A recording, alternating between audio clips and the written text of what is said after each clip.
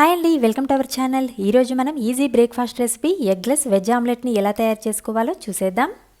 ముందుగా ఒక మిక్సింగ్ బౌల్లోకి 1 కప్పు శనగపిండి, 1 టేబుల్ స్పూన్ బియ్యం పిండి, టేస్ట్కి సరిపడా ఉప్పు, 1 టీ స్పూన్ కారం, కొంచెం వాము వేసుకొని సరిపడా వాటర్ వేసుకొని ఉండలు లేకుండా బాగా కలుపుకోవాలి. ఇలా ఉండలు లేకుండా బాగా కలుపుకున్న తర్వాత పిండి ఈ కన్సిస్టెన్సీలో ఉండాలి.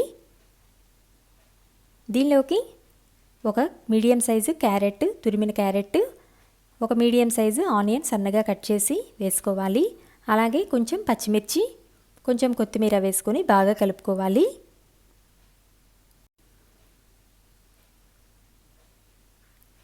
చివరిగా కలర్ కోసం కొంచెం పసుపుని యాడ్ చేసుకొని ఒకసారి బాగా కలుపుకొని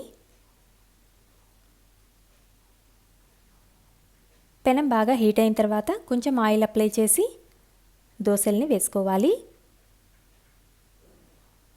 మీడియం ఫ్లేమ్లో పెట్టి 2 వైపులా ఎర్రగా కాల్చుకోవాలి.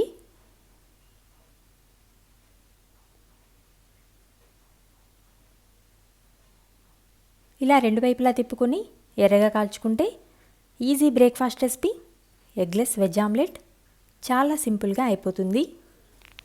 ఒకసారి ఇలా మీరు ట్రై చేయండి, మీ ఇంట్లో వాళ్ళందరికీ బాగా నచ్చుతుంది. Thanks for watching.